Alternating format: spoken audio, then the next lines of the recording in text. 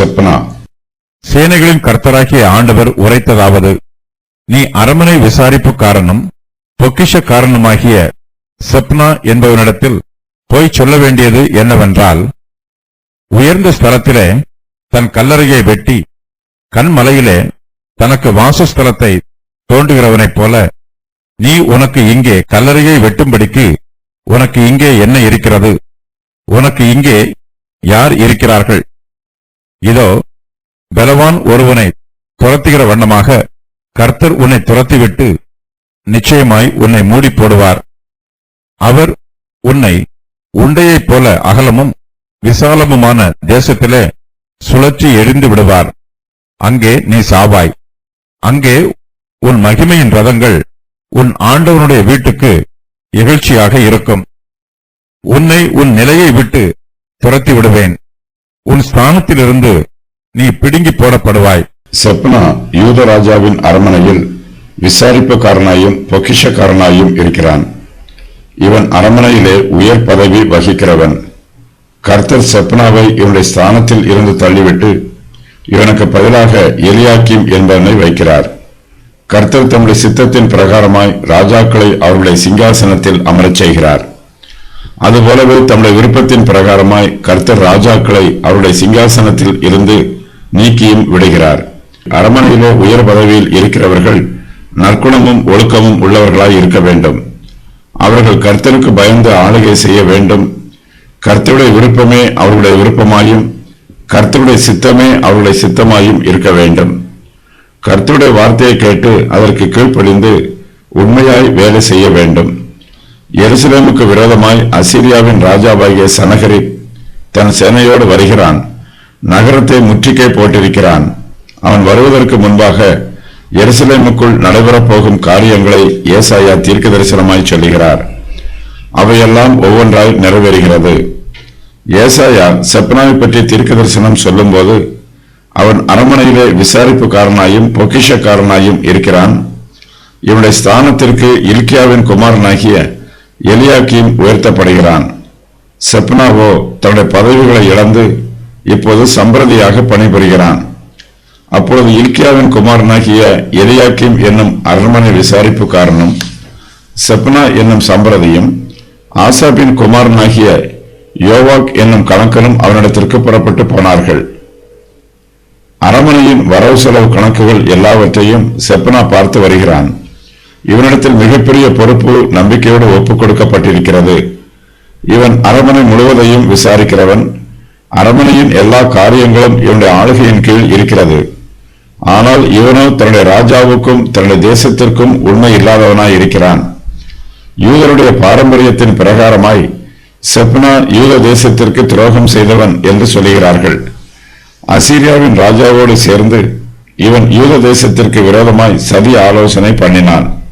அசீரியாவின் ராஜா எருசலேமை பிடித்து அதை செப்னாவின் கையில் ஒப்புக் கொடுக்கும் வண்ணமாக இவர்கள் இருவருக்கும் இடையே ஒரு ரகசிய ஒப்பந்தம் ஏற்பட்டதாகவும் யூதருடைய சரித்திரம் சொல்லுகிறது. செப்னா பெருமை மிக்கவன். அவன் ஒரு மாயக்காரன். ஐஸ்வர்யவான்களும் பிரபுக்களும் உயர்ந்த ஸ்தலத்திலே தங்கள் கல்லறையை வெட்டுவார்கள். கண்மலையிலே தங்களுக்கு வாசஸ்தலத்தை கட்டுவார்கள். செப்னாவோ சாதாரண வேலை பார்த்தாலும் அவன் தகாத வழியில் தனக்கு ஐஸ்வர்யத்தை சேகரித்திருக்கிறான். பிரபுக்களைப் போல கண்மலையிலே தனக்கு மிகப்பெரிய அரண்மனையை கட்டுகிறான். கர்த்தருடைய வார்த்தை செப்னாவுக்கு விரோதமாய் வருகிறது. நீ உனக்கு இங்கே கல்லறையை வெட்டும்படிக்கு உனக்கு இங்கே என்ன இருக்கிறது? உனக்கு இங்கே யார் இருக்கிறார்கள் என்று கர்த்தர் செப்னாவிடம் கேட்கிறார். செப்னா தன்னுடைய வாசஸ்தலத்தை கண்மலையில் தோண்டுகிறான். தன்னுடைய மாளிகைக்கு உறுதியான அஸ்திவாரம் போடுகிறான். கர்த்தரோ இவனுக்கு விரோதமாக இருக்கிறார். கர்த்தர் செப்னாவை அவனுடைய நிலையை விட்டு துரத்தி விடுகிறார். அவனை அவனுடைய ஸ்தானத்திலிருந்து பிடுங்கி போடுவார். செப்னா உயிரோடு இருக்கும்போது பிரபுக்களைப் போல மாளிகையில் வாசம் பண்ண வேண்டும் என்று விரும்புகிறான். அதற்காக கண்மலையிலே தனக்கு வாசஸ்தலத்தை கட்டுகிறான். தான் மரித்த பின்பும் தேசத்திலே தன்னுடைய பெயர் விளங்க வேண்டும் என்று ஆசைப்படுகிறான். இதற்காக செப்னா உயர்ந்த ஸ்தலத்திலே தன் கல்லறையை வெட்டுகிறான். கர்த்தரோ அவனுடைய மகிமையை நீக்கி போடுவார். கர்த்தர் செப்னாவுக்கு விரோதமான வார்த்தைகளை சொல்லுகிறார். செப்னா உயர்ந்த ஸ்தலத்திலே தன் கல்லறையை வெட்டுகிறான். உயர்ந்த ஸ்தலங்கள் எப்போதுமே வலுக்கிற ஸ்தலங்களாக இருக்கும். உயர்ந்த ஸ்தலங்களில் நாம் உறுதியாய் நிற்க வேண்டும். உயரத்திலிருந்து கீழே விடும்போது காயமும் சேதமும் அதிகமாக இருக்கும். செப்னா தன்னுடைய ஸ்தானத்தில் இருந்து உயர்ந்த ஸ்தலத்திற்கு ஏறுகிறான். கர்த்தரோ அங்கிருந்து அவனை துரத்தி விடுகிறார். அவனுடைய ஸ்தானத்தில் இருந்து அவனை பிடுங்கி போடுவார். கர்த்தர் செப்னாவை பற்றி சொல்லும் போது, உறுதியான இடத்தில் கடாவப்பட்டிருந்த ஆணி அந்நாளிலே பிடுங்கப்பட்டு முறிந்துவிடும், அப்பொழுது அதன் மேல் தொங்கின பாரம் அருந்து விடும் என்று சொல்லுகிறார். செப்னா தன்னை உறுதியான இடத்தில் கடாவப்பட்டிருக்கிற ஆணியைப் போல நினைத்துக் கொண்டிருக்கிறான்.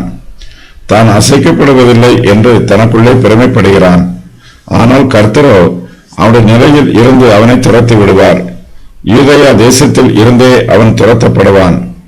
கர்த்தர் பலவான் ஒருவனை துரத்துகிற வண்ணமாக செப்னாவை துரத்தி விடுவார். அவனை நிச்சயமாய் மூடி போடுவார். அசீரியர்கள் செப்னாவை கைது பண்ணுவார்கள் என்றும் அவனை தங்கள் தேசத்திற்கு சிறைப்பிடித்துக் கொண்டு போனார்கள் என்றும் வரலாற்று ஆசிரியர்கள் சொல்லுகிறார்கள். எசேக்கியா ராஜா செப்னாவின் துரோகத்தை கண்டுபிடித்து அவனை தண்டித்தான் என்றும் வேறு சிலர் சொல்லுகிறார்கள். செப்னாவுக்கு குஷ்டரோகம் பிடித்தது என்றும் ஒரு வரலாறு சொல்லுகிறது. யூத தேசத்திலே குஷ்டரோகியாய் இருக்கிறவன் நகரத்திற்கு புறம்பே தள்ளப்படுவான். குஷ்டரோகம் கர்த்தர் கொடுக்கும் தண்டனை. இருதயத்தில் பெருமையும் அகந்தையும் உள்ளவர்களை கர்த்தர் குஷ்டரோகத்தினால் தண்டிப்பார். செப்னாவுக்கு குஷ்டரோகம் வந்தது. கர்த்தர் அவனை உண்டையைப் போல அகலமும் விசாலமுமான தேசத்தில் சுற்றி எரிந்து விடுகிறார். தேசம் விசாலமாய் இருக்கிறது, நகரம் சிறியதாய் இருக்கிறது. குஷ்டரோகி நகரத்திற்குள் இருக்க முடியாது.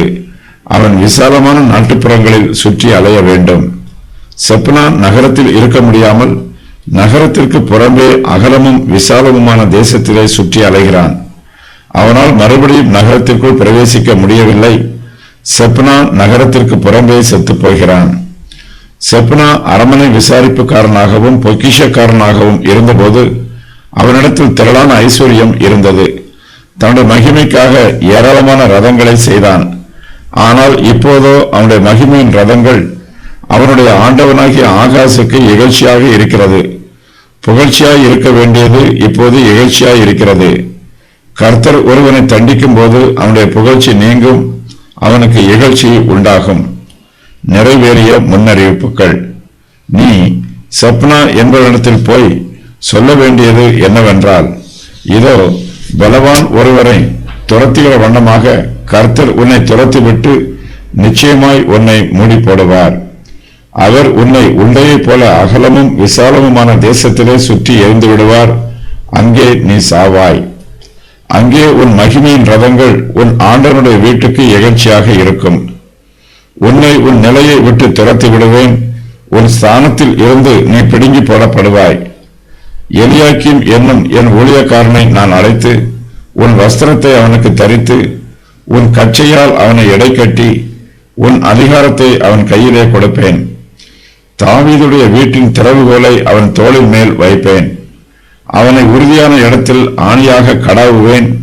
அவன் தன் தகப்பன் வீட்டுக்கு மகிமையான சிங்காசனமாக இருப்பான். அதன் மேல் அவன் தகப்பன் வம்சத்தாராகிய புத்திரர் பௌத்திரருடைய மகிமை அனைத்தையும் சிறிதும் பெரிதுமான சகல பானபாத்திரங்களையும் தூக்கி வைப்பார்கள். உறுதியான இடத்தில் கடாவப்பட்டிருந்த ஆணியாகிய செப்னா அந்நாளிலே பிடுங்கப்பட்டு முறிந்து விடும். செப்னாவின் பொறுப்பு அகற்றப்பட்டு அது எலியாக்கீமிற்கு கொடுக்கப்படும். செப்னா என்னும் பெயருக்கு வாலிபம் என்று பொருள். வேதாகமத்தில் கூறப்பட்டிருக்கும் செப்னாக்கள். எலியாக்கீமிற்கு முன்பு பொக்கிஷதாரராக இருந்தவன். எலியாக்கீமோடு ஊழியம் செய்த சம்பிரதி. செப்னா தன்னுடைய கல்லறையை உயர்ந்த ஸ்தலத்திலே வெட்டி இருக்கிறான். ஆனால் அங்கு அவன் அடக்கம் பண்ணப்பட மாட்டான். அவன் சிறையிருப்புக்கு போவான்.